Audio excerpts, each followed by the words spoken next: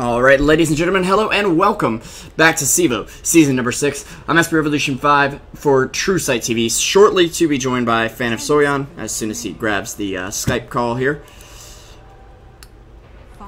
And it's going to be Team eHug up against Boreal Esports in the semifinal, a best-of-3 series, ladies and gents.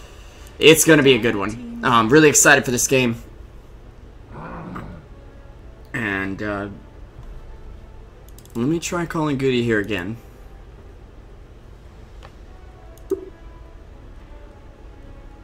Oh, there we go. It worked instantly that time. Yeah. Hello. Yeah. How's it going, Goody? Would you prefer to be called Goody or FanofSoyeon? Hold on, give me a second to mute you in game. Oh, okay. Alright. Good is fine. That's what most people use. Yeah. So, Team eHug versus Boreal, just coming into this with no looks at the draft or anything, who are you rooting for, kind of? Actually, I'm rooting for Boreal. Oh, really? Normally, Boreal will be the underdogs on this match, but since I got like some info about both teams, I want to say Boreal's gonna win. eHug has been like kinda inactive lately, and Boreal's kinda trying harder. Yeah. As they go forward. eHug has looked like they've kind of taken it easy after the Major All-Stars qualification, and then didn't look so great in the what was the recent one? Canada Cup, I believe. Canada Cup, yeah. Thank you. They will start out with a Bristleback Witch Doctor opener, though. Troll Warlord from Boreal. Interesting to see the Magnus first ban, though. Yeah. That's surprising to me, too. Maybe they have screamed the other team before, so there's some sort of strategy with the Magnus, but other than that, I don't know why to ban it. Yeah. But a Clockwork already being picked up. A little interesting seeing that Clockwork's going to be picked up even when Sniper's already out of the pool. But against the Witch Doctor, you need that kind of range disable that's going to let you go ahead and get in his face and stop his ult before he even gets it off. So I really like that. And then they'll instantly ban out the Wisp, which with eHug becoming more and more of a top-tier team, we're starting to see them pick up Wisp a bit more, shift over to the European side of things a bit.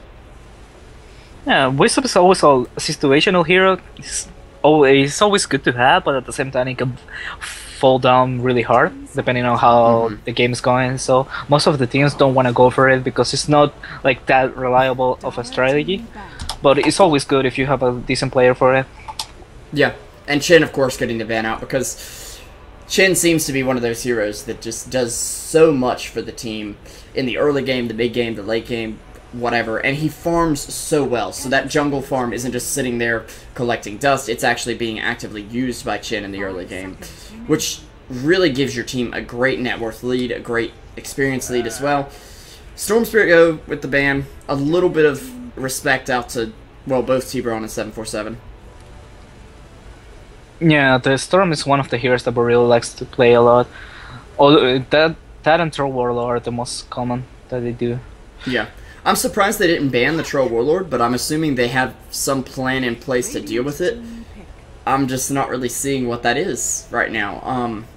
Puck is okay against him, but still not the greatest, in my opinion.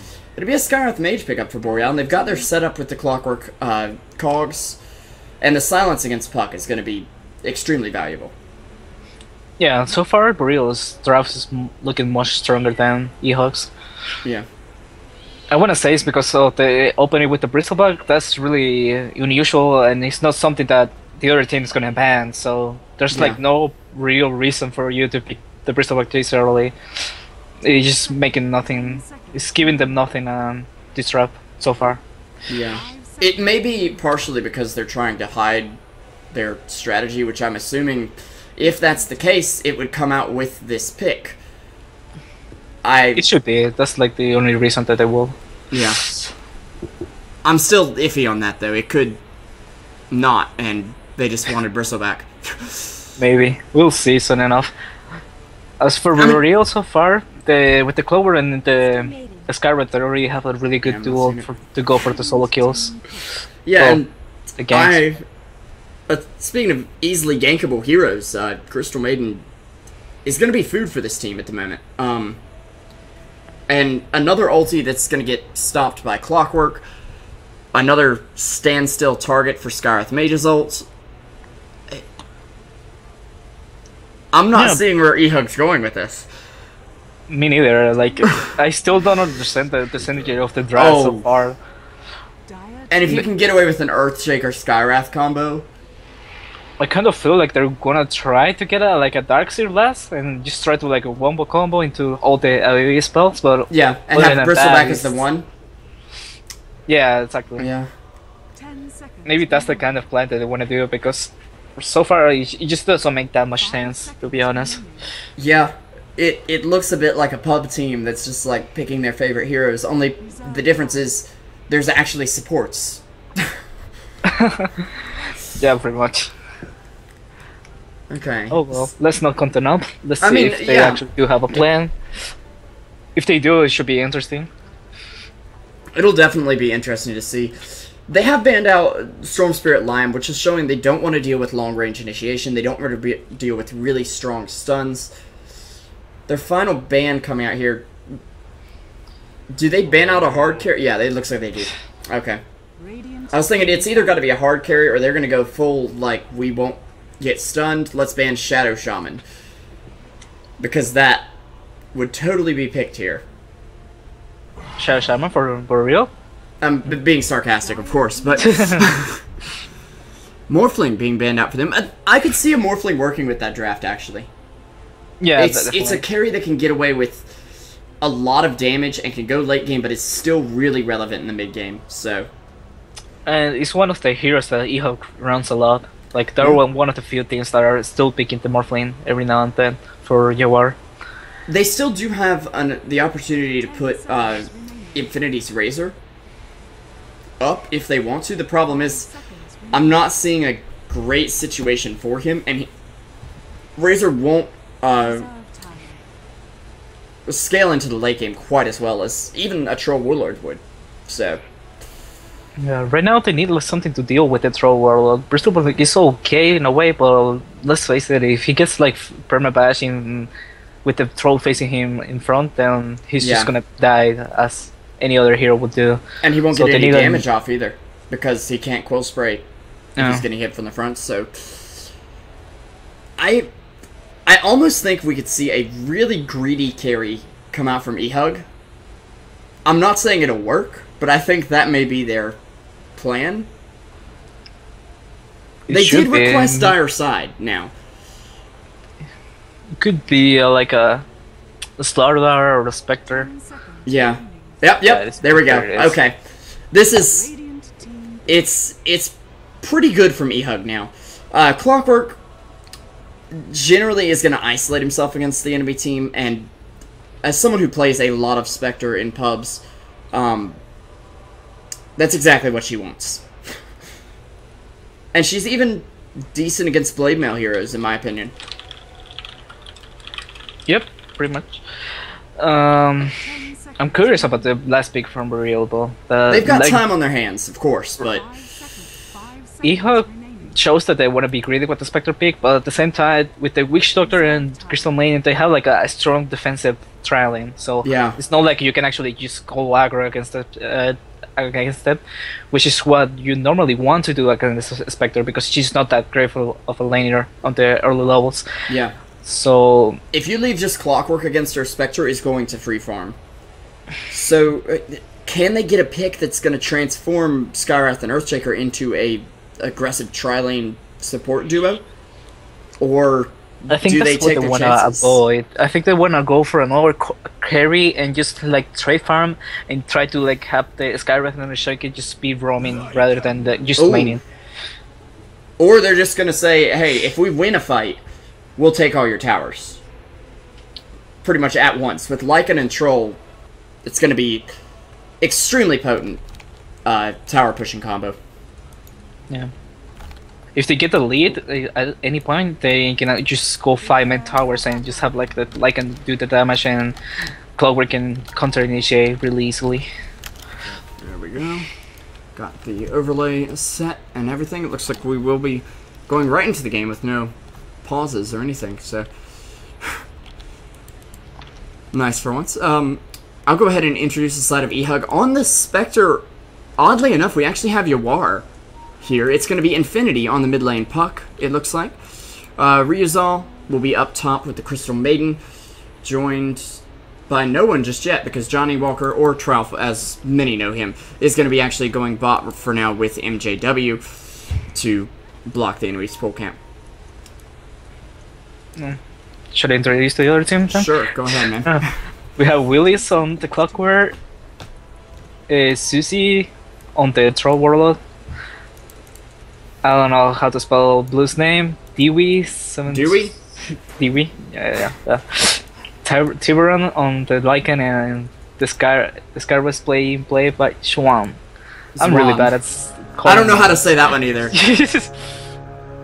In team fights, I end up just saying the Skyrath.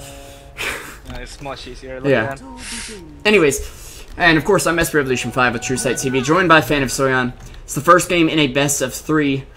The winner moves on to the grand final to face Black Sheep? Yes, Black Sheep. Yes, well, yes. It's like a Summoner Rift. It's basically Summoner's Rift, yeah. Or Summer's Rift, excuse me. Pretty disgusting, to be honest, but whatever. I can understand. Can definitely understand where you're coming from with that. Yeah. Let's not get into it. Yeah, let's not get into the... Anyways, so... in terms of lineup... Oh dear. They're going top. They're going to get a pretty easy kill up here. Stun out from Johnny. No stun from the Crystal Maiden just yet, so they won't actually be able to secure it, but... This is an extremely terrifying tri-lane for the Clockwork to go against. Yeah, but at the same time, it's not that strong, to be honest. Like, the only way he dies is like he goes for the kill himself. Like if he just sits on the back and plays passive, yeah, I think it's really unusual for them to get the kill. Like, it's really unlikely. The problem is there's nothing he can do to contest Spectre's farm. Yeah. At all. And she already has a Basilius and a Stout Shield. She's going to be taking no damage even if he tries to get in her face. So so far, the trial lane for eHug working perfectly, which is what they wanted with the defensive trial lane. I thought at the start, since the Witch Doctor ran all the way bottom, that they would go like dual lanes, but it was the right call. Just going back and just keep the Clover outside of the XP range and just like secure the Spectre farm. I think they may have been a little afraid that they would put Lycan mid and then rotate Troll up top in an aggressive try, but these supports are a little level dependent. They're not going to get as much out of that aggressive try, and eHug read the situation well, but they didn't commit too much to the bot lane and leave Spectre alone, where she would possibly get solo killed and then off to a very bad start. Now they will get a stack here for Bristleback using that new ancient hitbox, which is... it's a bit ridiculous. But it does make Dire offlane really good now, so... It kinda evens out the Radiant offlane, because on the Radiant offlane you normally will be able to like pull the big camp sideways. So that's something that the Radiant had like an advantage enough for. But now with the Dire, it's like you can stack the ancients, and most of the times you have a hero that is going to farm those ancients, so it's pretty even now. Before this, you could only really do it with Beastmaster, and you had to... I believe that was even on the previous patch. So... yeah, it was before like the patch before the move, yeah. And they're already picking it out. They know that, hey, he's got that stack over there, and honestly, I don't see anything Boreal can do about it. If anything, they should try to like ward it so they stop him from stacking, but it doesn't look like they will not do it. Okay, so someone in chat asking about why Crystal Maiden got a Crystal Nova first. I'm assuming they were expecting the clock to be a little more aggressive, and they can actually get more hits off with the slow than they can with the stun. Yeah, like that's the only reason he went for the Nova, because the Clover was like really far away, and they needed like the slow to catch up with the Witch Doctor. But it was like a miscommunication, because the Spectre didn't even try to go for the kill. She just threw the dagger and set back and farmed, yeah. She didn't run at him, so... it was Spectre like, oh, let's really harass him, but let's not kill him. Sitting 23-4, just under 4 minutes in. It's not perfect farm, but this is a hero who, if you can get near perfect farm, you might have just won the game right there. Which one? Spectre. Oh, of course. Yeah. So, right now there's moving around the support, so the Clover is gonna start gaining experience, and even though the Spectre has the lead on the levels, he can actually die if the Clover just gets like level 4 maybe. Yeah, and Spectre needs, honestly, farm so much more than levels. Levels is like, okay, I can stand here, I can actually live if I have supports nearby, but it's not going to give you kill potential very early on. Puck, nice move on the mid lane, actually orbs across to the other side of the river and pops the invis to survive, so looks like he's actually going to go up top and find a gank on Willie, so... Or... Without the coil, I don't think he's gonna go for it. He wanted to, but then he realized that he's not level 6. Whoops, forgot my ult. Yeah. There are a couple stacks going on in the Radiant jungle, though. Rizal already able to benefit from those, because he'll be able to use that Frostbite just to get some early farm. And once Spectre gets a Radiance, or even just phase drums, she can farm the stacks, especially if there's like an urn charge waiting for her on the team, so... They're really looking to accelerate Spectre's farm early on. No, on the contrary, I think this is going to be for somebody else. Oh, going mid. Yeah, Susie actually going to get jumped on. Maledict's already out, and I believe he's dead. Yeah. First blood going to go over to Infinity with the Waning Rift. And yeah, you're saying putting it towards somebody else. Actually stacking for Puck, as long as there's no mud columns, which there are a couple in the mix. Yeah, they're pinging it out for him right now. Once he's level 7, level 8, I believe he can clear stacks with reasonable efficiency. Especially if you Butler Crow. Yeah, pretty much just having the 2 spells max, 2 spells on level 2, I think that's enough to farm it. Yeah. Right now he's maxing the orb, which is still okay. He can do the stacks if he wants to. I'm pretty sure he's gonna try to wait for more levels with his Spectre ult. Yeah. Oh? Alright. I think that was a scouting ultimate, I wanna say. I don't know. I mean, I play in 3K, so when my first ult as Spectre is usually, I'm getting jumped on, let's jump to their enemy that's not paying any attention and then just walk away, and it actually works like 8 out of 10 times. Which is pretty sad, but... yeah, that one didn't make much sense, especially with the only 1 point in Desolate right now, but she will throw a dagger, and... Well, they'll keep him in the cogs, but he's taking a lot of damage right now. Maledict will come forth as well, and he is dead. I mean... Well, he might take Spectre with him now. Not quite enough.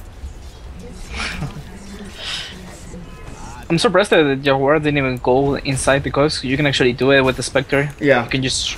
You're gonna get hit by the cogs, but at least you're like securing your damage into him.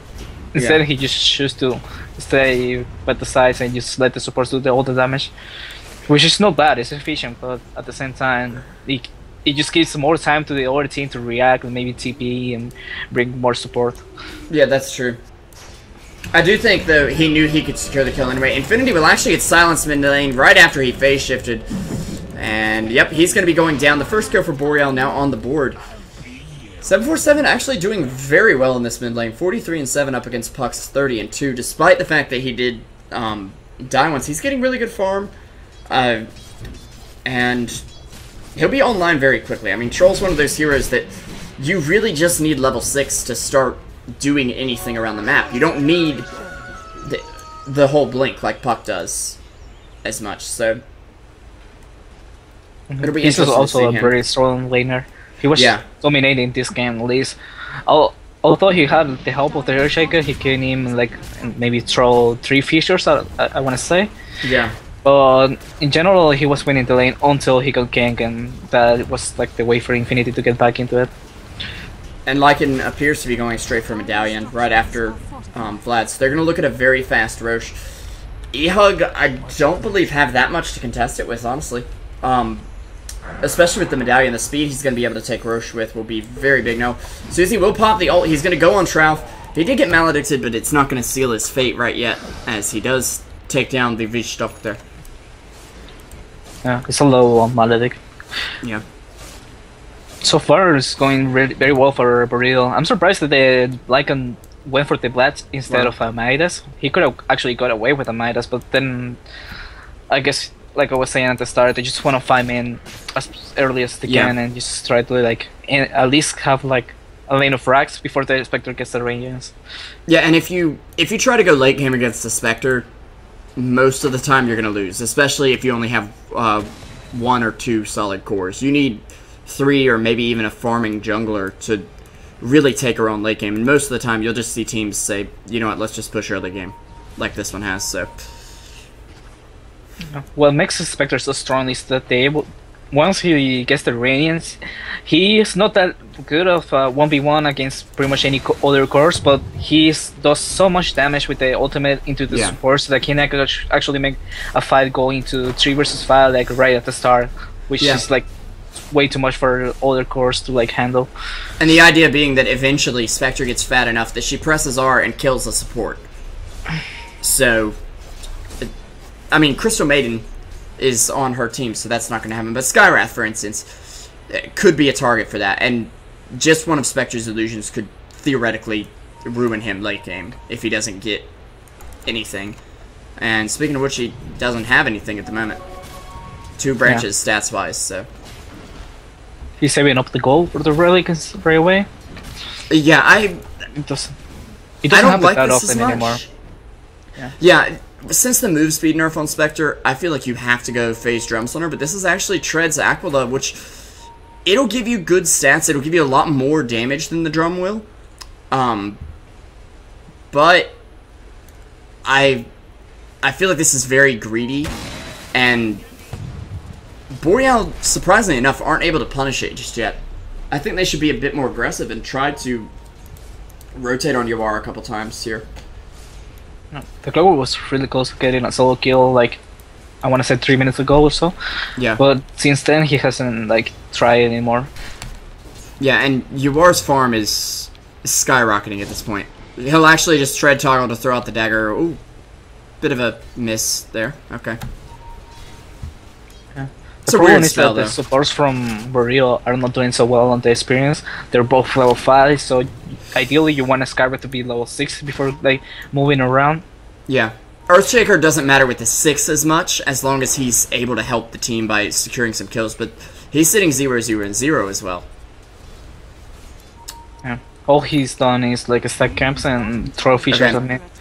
I like this move. Smoking, they're going for the Russian, I believe. Yeah, they're going to go Roche, and I believe the supports are going to get XP for it as well. So, oh no. Ryuzal, are they going to check?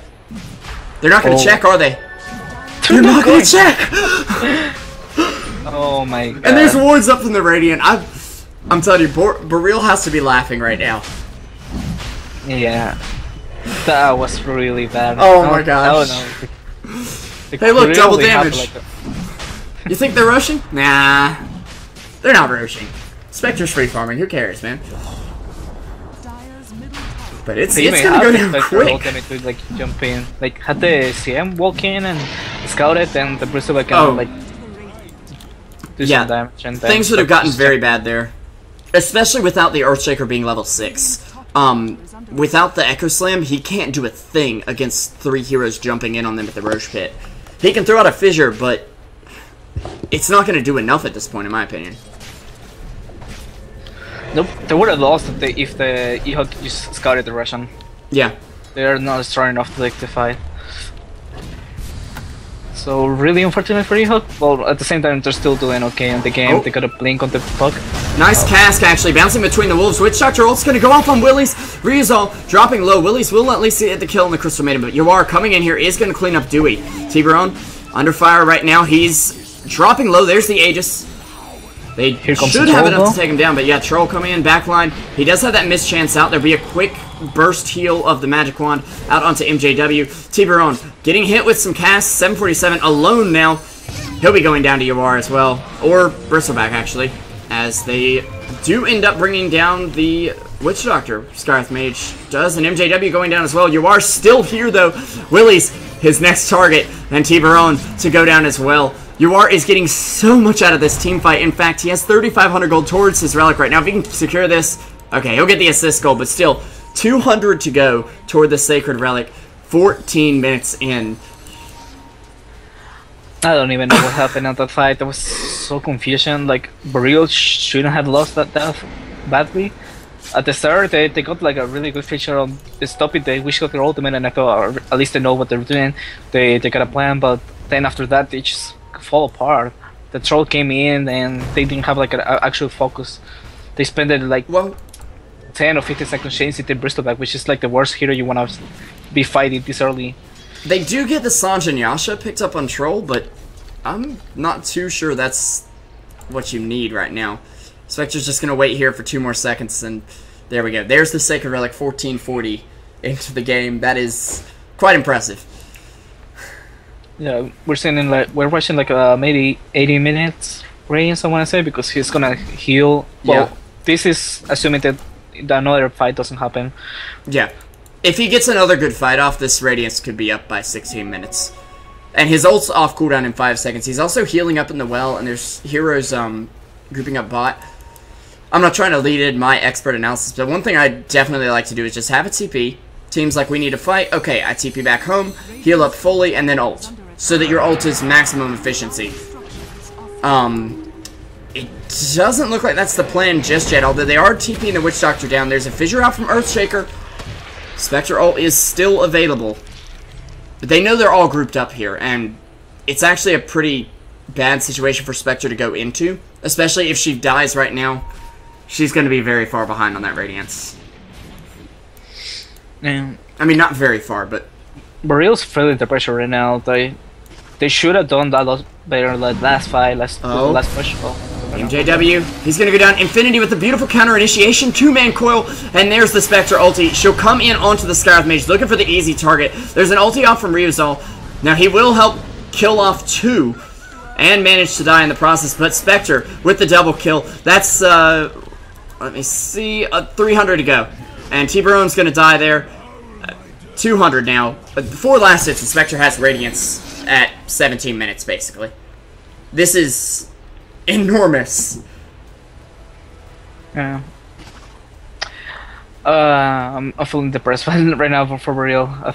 They were doing so well, and right now I don't see like them coming back to the game. Those last 2 pushes just weren't. They didn't execute them at all. Yeah. Like when they had the Aegis, they had a lead.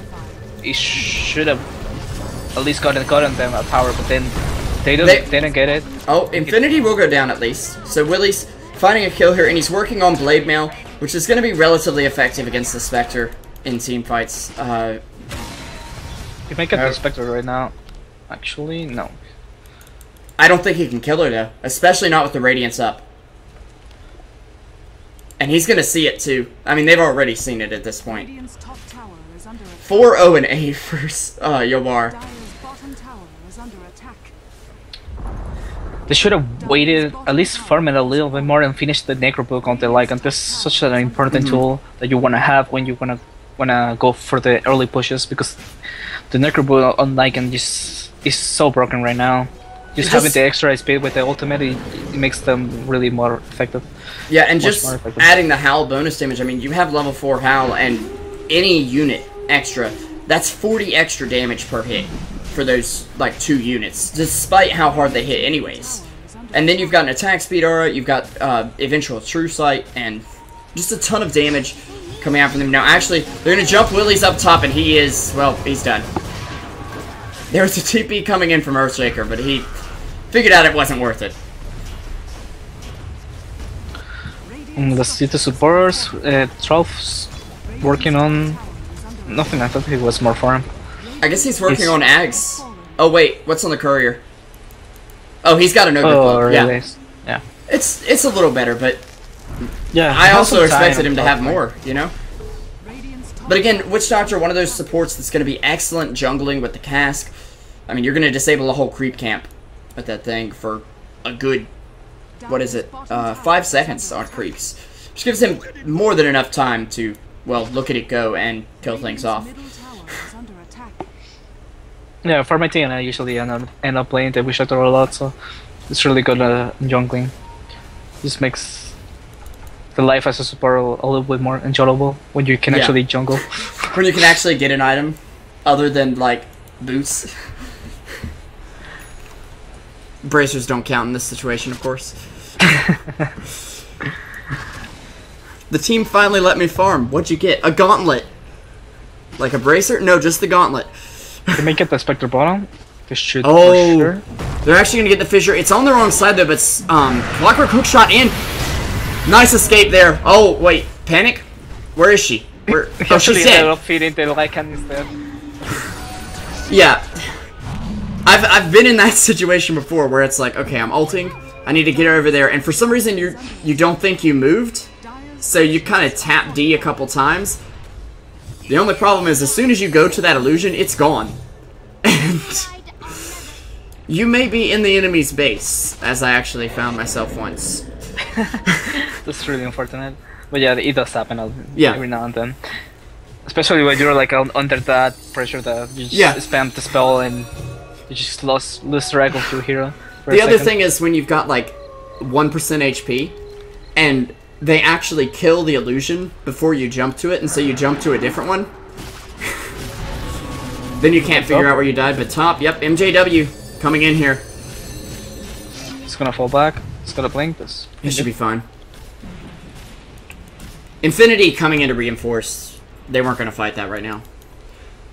Net worth, though, actually, Lycan and Troll are managing to stay ahead of Spectre for the moment. The problem is, the tool that Spectre has is Radiance, and I'm sorry, but you don't stay ahead of that for much longer. And Clockwork actually will find Shroud here, so they're finding pickoffs at least. Yeah, this is definitely good for them. They this is huge. Any sort of kill they can get. Can they find Infinity? Oh, not quite. Wonderful scouting with the Wolves, though. It's kind of curious why this Troll went for the Blink, because usually it's okay. It's not a good item, the hero, I'm not gonna lie about it. But against the Spectre, Spectre's usually peak because you can actually hunt and stop the Blink daggers from coming, so you stop any sort of initiation with your team, which is like, you're assuming that you're always gonna get your Blink first. And not to mention the area damage of Burst Back. Oh my goodness, Yowar with the movement over the cliff! That was beautiful. He just used the dagger to farm and just timed it and walked away. Yeah, pretty lucky for him. They also didn't have the hook on the Clover, which is like weird because they smoked for that. They wanted to go for a kill, but they should have waited for the hook to actually cool down. Yeah, Spectre can be a very hard hero to gank, assuming that she uses her dagger defensively. And most of the time you're going to see people do that. And now, even more move speed up on Spectre. She actually runs at the speed of a real hero with the Yasha. So that's going to help a lot. Real hero. I started playing her right before they threw out the nerf, because she was like top win rate in pubs. For a hard farming hero, that was insane. But I honestly felt like the nerf wasn't that necessary, because they not only nerfed her move speed, but they nerfed her illusions too, which it used to do, I think, 40 damage, and now it does 30, and I mean, sure, she's still got Desolate, but it's just not the same, you know? Maybe. I haven't played her in a while. It shouldn't matter that much, though, because the illusions, at least for the Spectre, are mostly for the Desolate and the Radiance, and sometimes even the Diffusal Blades. Like, the only illusions that actually relied on the damage, I think, are for the Terror Blade. Yeah, that would... And maybe Chaos Knight. Really have hurt, yeah. Chaos Knight for sure, but they're not going to be nerfing Chaos Knight anytime soon, I don't believe. If anything, I think they'll be buffing him. I really like the hero. I'm excited for that. I wish it would come back into the game. I think they need maybe to decrease the cooldown of the ultimate. Maybe it's a little bit too long. Yeah. Oh, Infinity. Oh my goodness. They're gonna actually get a beautiful ult off. Oh, Roche is up fallen. Aegis on the ground. Aegis on the ground. Pick it up, Puck. He got it. He snatched it. And now Echo Slam comes out from Dewey. Doesn't connect on much. They'll at least take down Troll. Tiburon, well, he's dropping fast. And Puck's coming right back with the Aegis. Skywrath Mage's the last one here, and that's a full 5-man wipe. Spectre still only died once in the entire game so far. and it's 23 minutes in, sitting top of the net worth chart. I'm not one to, you know, give up on a game much, but this is where you say... I'm a player, so I know when the game's like getting way too far off from like having a chance to win. On that rush fight, it was a really good play by Infinity. He like blink in and just phase shift and let it go throughout the duration. So he has vision of the rush because he hints inside, just phase shift. So he knew what the rush does, and then when he was going for the ages, he didn't have the slow, so he TP'd himself and cancel right away, so he would empty the slot and then got the ages, which is really smart. Usually, it's oftentimes faster than actually dragging the TP out of your inventory. So yeah, it definitely is. That's what makes it impressive, because at the heat of the moment, you might want try like to drop it and panic or something, but he knew exactly what to do. And he's actually going to be going straight for Coil here, so if they think they're going to get away from this team anytime, or straight for Ags, excuse me. If they think they're going to get away from this team anytime soon, that's not the case, and Infinity about to give up the kill there to Ryuzawa just to say, hey, I'm farmed. Go ahead. But in the end, he's taking it anyway. Yeah, of course. Like, oh, support I tried, life. but you took too long to kill him, so... Wait, you only hit for 80? No. Can't do that, you know. What are you building if I give you this kill? A bracer? No, we're done here. I can smell some support for the for the support, dude. Yeah. I mean, I've given up trying to play support in 3K because I've learned that if I don't play carry, the people who are playing carry are somehow even worse than I am. That's kind of the story of any sort of my MMR. Yeah. Like, be it 4K, 5K, or anything like. Then there's like 1K where it's like there's support heroes. What? What's that? What is a carry hero? Why will anyone want to play that? All there is push. Push for days.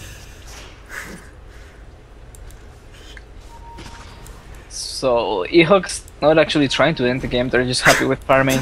I mean, they've got time. Yeah, they're ahead. When you're ahead with Spectre, not forced to Spectre, do anything, but they can do it if they want to, which is, I guess they just don't care. They just want to get more items on the Spectre and then go for it. I think part of it is a psychological thing, though. Just making the enemy team sweat, especially in a best of 3 like this. You're dragging the game out when you know you're winning. Is just like saying, hey, you think you can come back against us?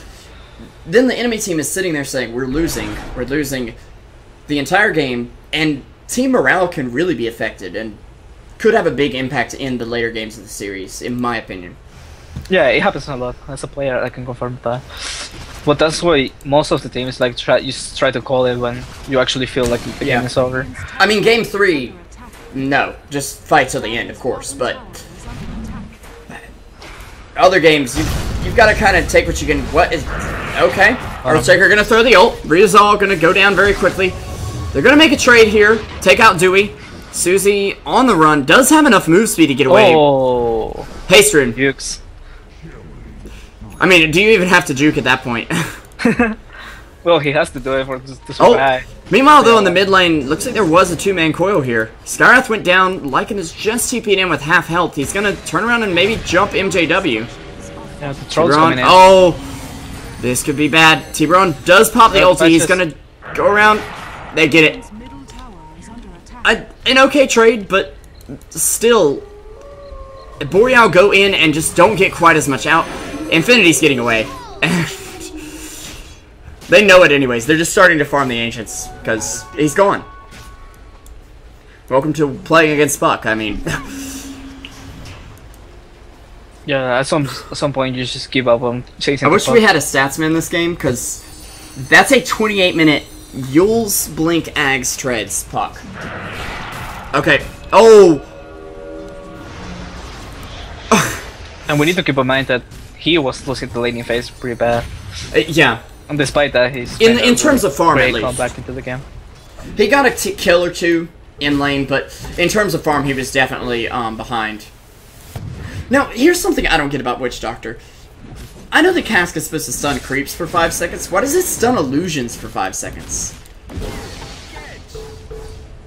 I don't know the mechanics, but like illusions are usually treated like a weaker version of a hero. So okay, it seems silly to consider them as actually heroes. So yeah, you will get the stun of the 1 second.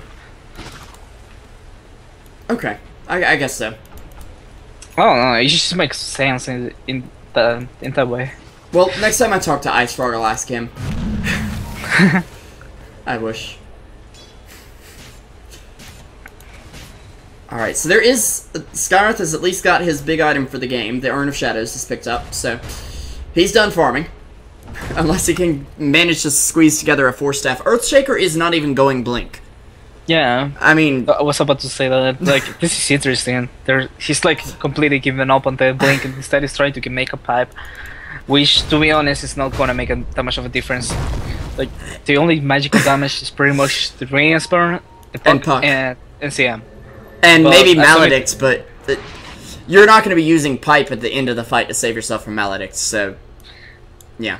I think what they want to do is, like, just, like, go all in a push and just use the Pipe on the minions and the creeps. Just like, stop them from killing the creeps and then just go in for the base. Like, just dying for the base or something. Yeah, so that Puck can't easily clear them out with Orb and Rift. Yeah, maybe that's the plan, because yeah, the Clover has a staff of wizardry, so maybe he's actually also making a necro book. Like maybe if they do max the necro books, especially with the like the howl from Lycan, it's definitely a viable strategy at that point. To just get that much extra damage out of the items. And actually, Lycan gonna go ahead and Mighty Morph up here.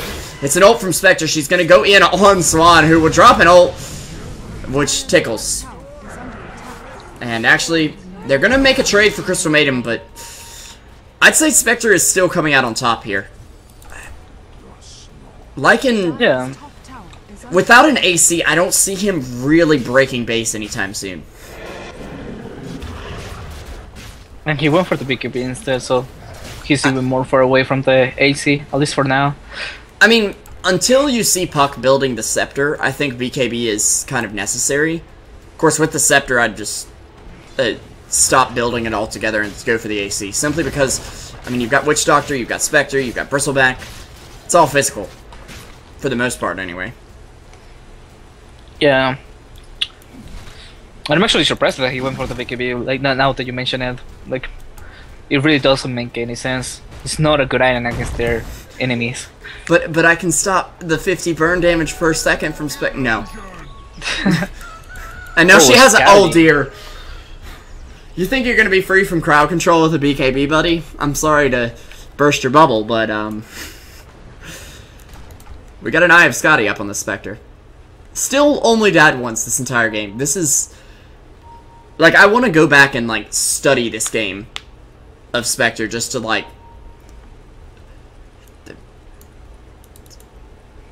Basically watch Yawar's movement in team fights. Yeah. Spectre is one of those... I believe it's the only one core that you benefit from not dying at all. Like, you just want to stay alive as much as possible and just, like, use your ultimate to join fights. And other than that, you're just, like, trying to get any sort of CS that you can and just be efficient on the map. Yeah. Because somehow I've got, like, a 70% win rate. Easier to farm into jungle, so yeah, that's the one deficit that the Spectre has. But she has the advantage of being able to hop into any team fight on demand with her ultimate, unlike something like an anti-mage, which is going to have to blink across the map, and by then, one way or another, the team fight's going to be over. They do both know, I believe, that Roche is up. Nobody really looking for it yet, but Lycan Wolves are... Boreal just scouted Roche. I'm not sure if eHug knows he's up. eHug knew because they put a Bristleback illusion in the pit. Oh, yeah. He picked up an illusion rune, yeah. And Boreal scouted it with the rocket, so... Alright, so they got the pipe on the Earthshaker, but the Clockwork waiting for the first staff instead of a Necro book, so I guess what I was thinking is out of the question anymore. I kind of see why, though, because you can at least put the Bristleback in cogs, force staff yourself out, and say, I disabled Bristleback. Kind of. Kind of, but he's gotta be KB. He can just break the cogs now and get out. Yeah. Easily. So, and I really wanted to see like, the necroplops pop up. And this is interesting. They're actually using Viscous Nasal Goo to go ahead and take down Roche a lot quicker. Because Spectre is pretty bad at taking Roche on. In my opinion, at least. But she's a great Aegis holder. Because you can literally let your Dispersion do all the damage for you, die, and then come back up at full health and ult and kill everything. Yeah. In the even ideal if they're situation. still alive and you're like the only one, at least with the Dispersion, you're making them, like, they're going to be waiting next to you for you to respawn, so they're going to be, like, in really close range. They're going to take 44% of your health as damage. So, I mean, that's a pretty big deal. This is pretty badass. The Bristleback is just pushing the tier 2 without any other he's got cheese. He's just like, yeah, I'll fight you, Clockwork. Oh, you have Blade Mail? How cute. Oh, dear. Pop that cheese. There we go. Okay. Spectre ulti. There's the Earthshaker ulti to follow, but Dewey is the focused target for Spectre right now, or, well, the Illusion could take care of him. Don't even care. And Susie gets slowed, but isn't going to be killed off just yet. Tiburon doesn't want to fight her, and I don't think I can blame him. She still has the Aegis. Yeah. They might go for the push right now. They're healing the Bristleback with the urns. Especially with Earthshaker dead, and whether he has buyback or not, there's no Echo Slam. So there's no punishment for them grouping up as 5 right now. They still have the coil. There's no reason for them to back up. Oh, yeah. They should be able to end the game right now. At least get one set of racks, maybe even 2. But I think eHug are still going to play it safe at all costs. Because they don't want to have that critical moment where, oh no, we just lost a 5-man team fight and now we lose the game. And Infinity, oh dear, he gets knocked back by the cogs. Even in the Skywrath ulti, the Witch Doctor ulti, it's going to hit on everyone! Nice pipe, Earthshaker, but unfortunately, it doesn't work against physical damage. Yawar gets 1, Witch Doctor with the other 2. A buyback coming out from Clockwork. Tiburon getting slowed on his way to base. Yawar just gonna manta up and try to send him in after him. It won't get the kill, but Lycan, well, he's on life support at this point. Meanwhile, no one from eHug falls. Yeah, they had the heal from the Witch Doctor up the entire time, so they didn't lose. And they have the Mac from Bristleback. He's even got a 16 charge Magic Wand, and they've got an urn for Crystal Maiden. Yeah, they're getting the second set of frags, and maybe even force the GG now by now. Like, I'm really wondering at this point why Boreal. Okay, there we go. There we go. Like, are you hoping that Spectre will buy a rapier and set it at your feet? So this ult for fun. What to do for the next game, because they were doing really good at the start of the game, and they had a better draft. They just fall apart, like, with the bottom push, I want to say. Like, that was the turning point for them. There's 2 team fights in a row right before Spectre got Radiance that just pretty much bought her the Radiance right there. I mean, her farm was great, don't get me wrong, but those team fights were really what sealed the deal for the quick Radiance. And from then on, it was just not looking good for Boreal. So, anyways, we'll be going over to Game 2 in just a few minutes, guys. It's Truesight TV, SB Revolution 5, and we have FanofSoyeon here doing some analysis and wonderful stuff. Appreciate having you, man. You can find all 3 of us, even though Truesight TV isn't a person, on Twitter at those respective etceteras. Yeah. That was really smooth for me, I think. I've succeeded as a caster here. Oh, definitely. Alright. Oh, well, let's wait for the second game. Yep. Hopefully it's a much closer one. Should be. Thank you guys for watching.